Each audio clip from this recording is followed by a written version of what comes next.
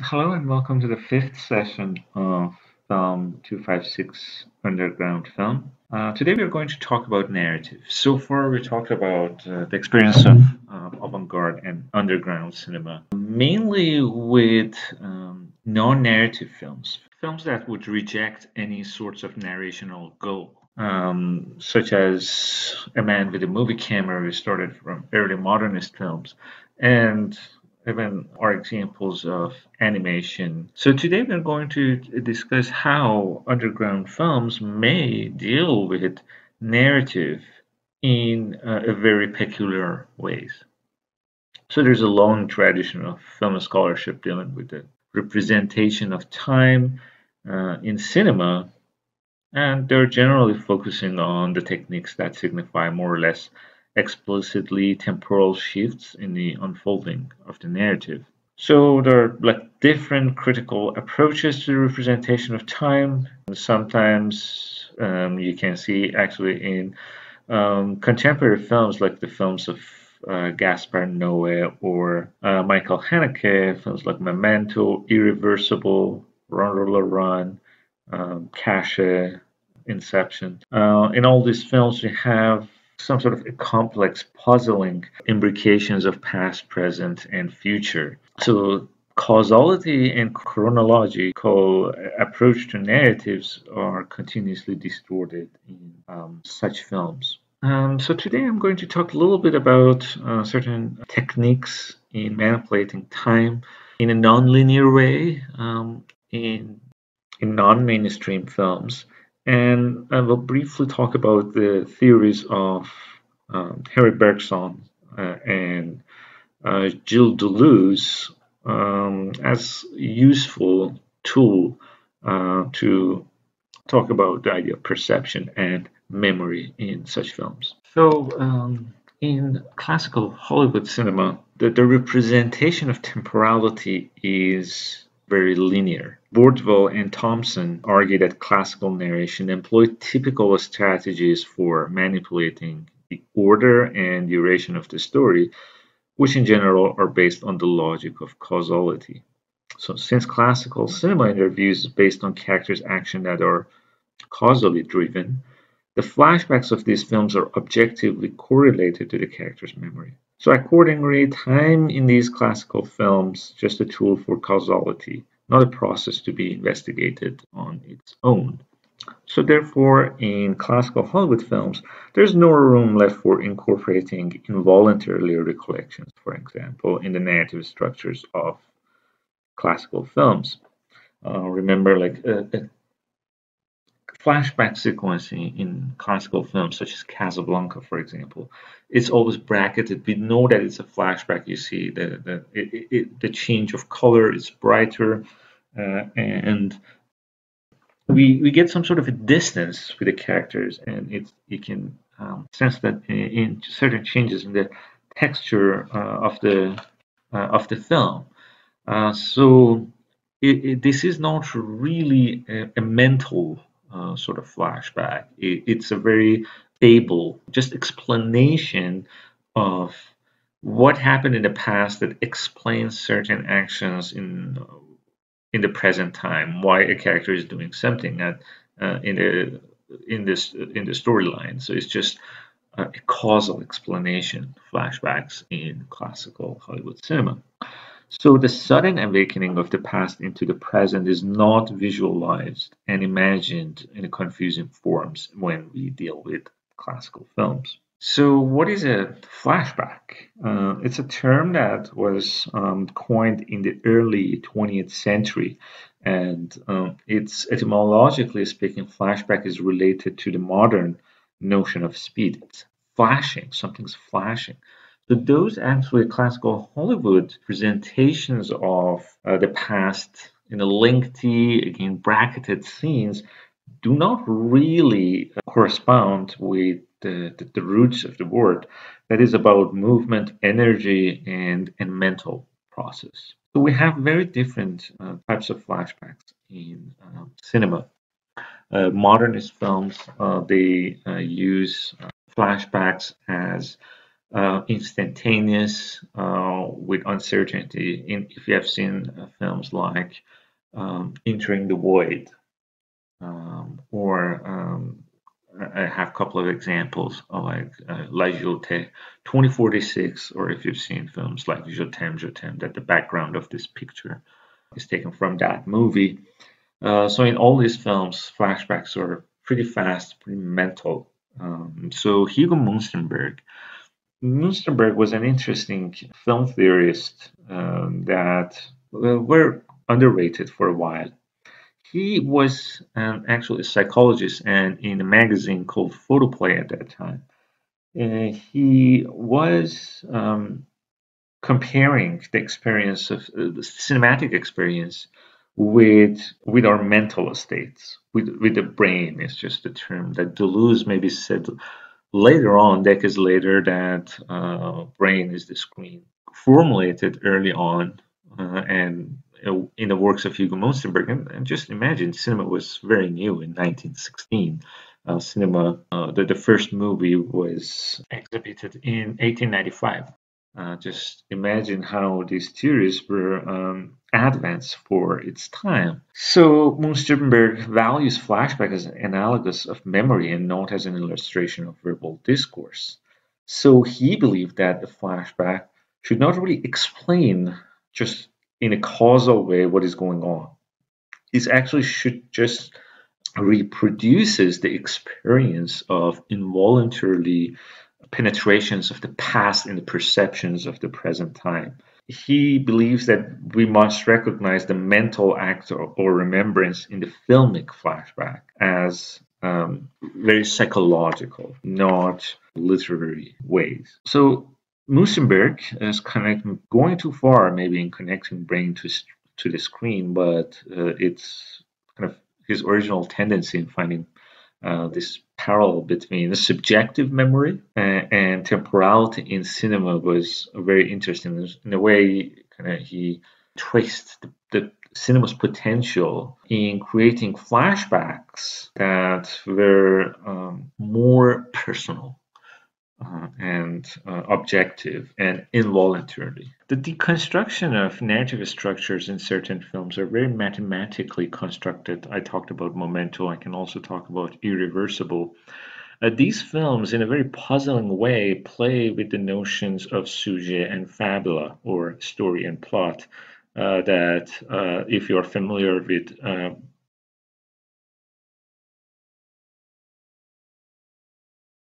Bordwell's terminology.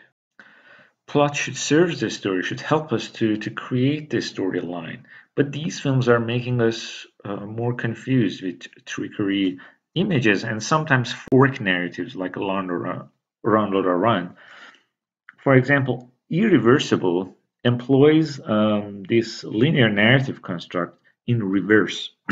So the movie begins with the ending credit sequence, which of course is normally to be found at the end of the film. And so the whole order of the sequences are in reverse. It begins actually with the word time destroys everything. The first sequence is unbearably violent, and the last scene shows the two main characters sitting on a sort of grassy field on a nice sunny day. So in a way, the cliche of happy ending is subverted by knowing that in truth it is about a film that built up to violence and sex as a payoff. Since the movie is essentially constructed as causal narratives, such that, for example, the linear chronological plot can be easily found and reconstructed, again, like Memento. So, in that sense, all sorts of initial confusions can potentially be solved once everything is in the right order.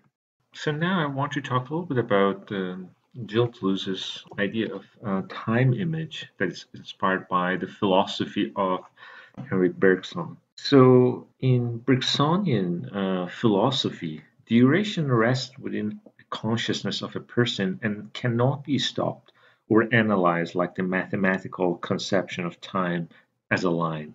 So Bergson was against the notion of clock, how it deals with time in relation with space and created into homogeneous units that can be measured in mathematical terms. So our true inner self, our emotion, thoughts, and memories do not lie next to each other like shirts or clothesline, but it's something fluid.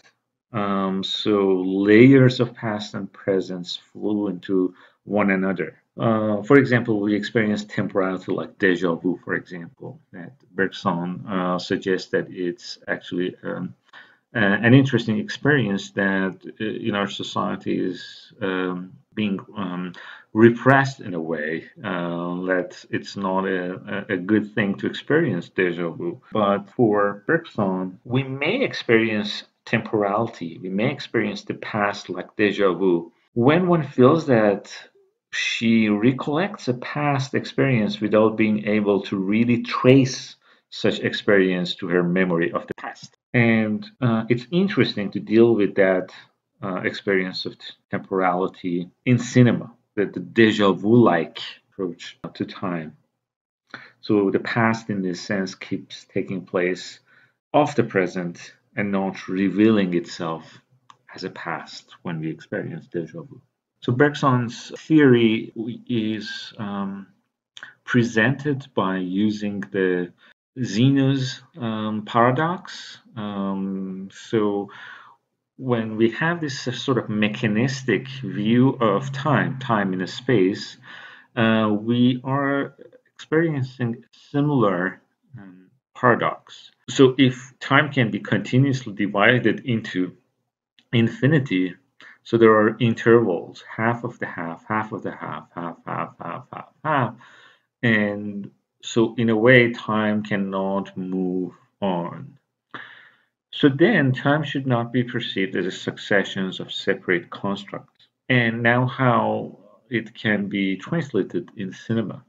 Deleuzian film theorist Anna Powell, who writes about the experience of time mainly in horror movie, that sort of a schizophrenic experience of time in horror movie, says, quote, the apparatus of cinema manipulates and melds past, present, and future, shaping our awareness of the properties of time and modulating our experience of it. Gilles Deleuze, a French philosopher, wrote a book on cinema. So although Henry Bergson didn't like cinema, actually, he believed that the idea of 24 equal frames per second is something that is against his theory. Deleuze uses ideas from Bergson to argue that the nature of cinematic perceptions is not always in line with measured, homogeneous, single-layered segment quantified by clocks. So the traditional linear narrative prompts the spectators to put herself above time rather than in time so that she can maintain and constantly reaffirm her transcendent self. And in contrast, nonlinear time can transfer its paradoxicality and flexibility into the filmic image and thus create a sense of confusion or frustration. So, flashback in Deleuzian terms, a good flashback, actually for someone like Deleuze, those classical Hollywood flashback that they are just explanatory were bad flashbacks. For Deleuze, it's good when it's purely involuntarily recollection.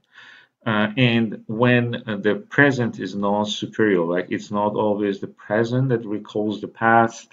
Sometimes in movies you can see that the past uh, is the past does exist and coexist with the present independently.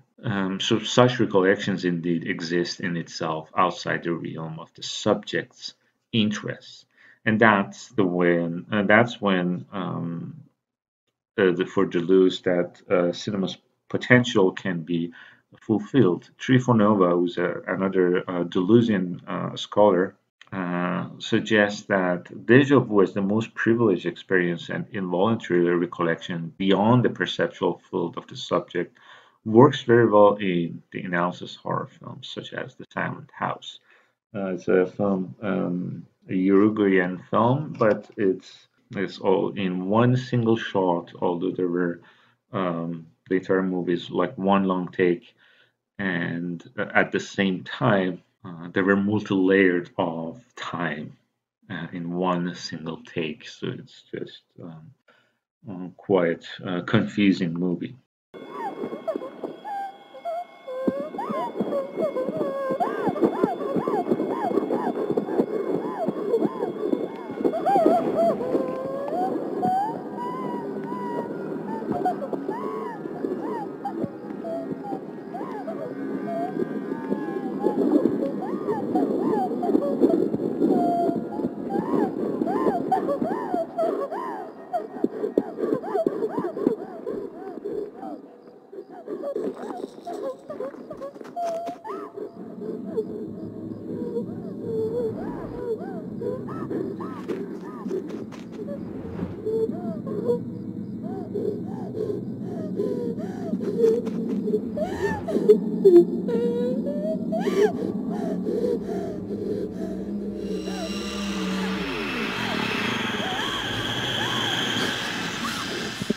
So Bergson thinks of duration as a heterogeneous experience that cannot be arranged in any given direction, and therefore its parts cannot be orchestrated in a causal manner through a succession of distinct parts.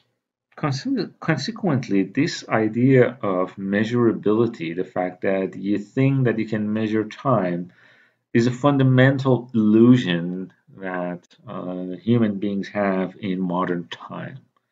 That they think that time can be put into equal units, and in that way, you can reverse it, you can measure it, and that's the time, but the illusion in capitalism when they think that time is money.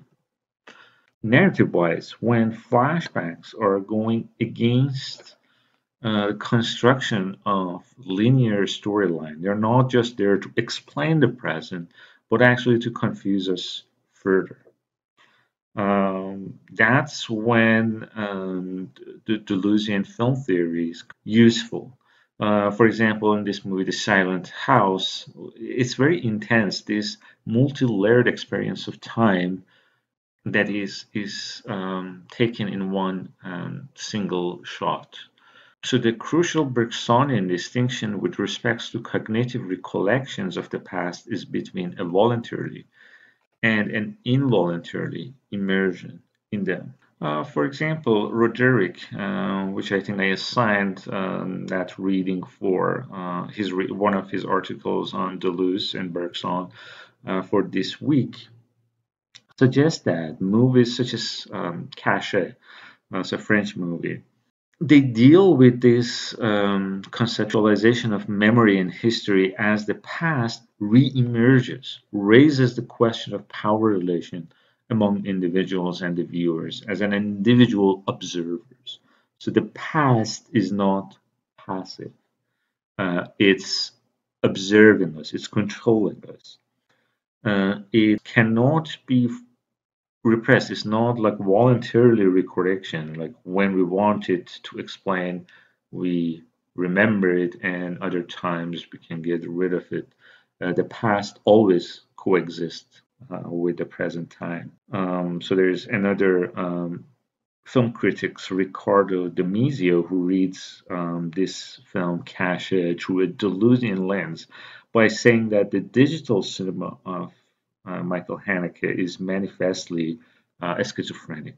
And again, schizophrenia is another term used by Deleuze. He doesn't use that because it's a clinical term in his cinema book, but actually in his philosophy, it is something that is in a state of being that he actually promotes. And so this schizophrenia of digital images says is the intrinsic byproduct of this decoding process. The film constantly tricks its viewer, and first there's the long take establishing shot that proves to be merely a recorded image that can be replayed. So in that sense, Haneke shows up the possibility of manipulating different layers of expectations in his movie. If there's a chance for you to watch this movie. So for this week, I initially wanted to use Je t'aime.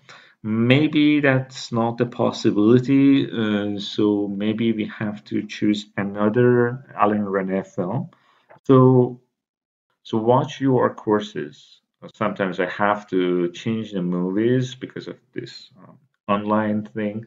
So sometimes I have to change the movies and do not follow only the syllabus. Always uh, follow the UR courses that sometimes I have to change the movies in the last minutes.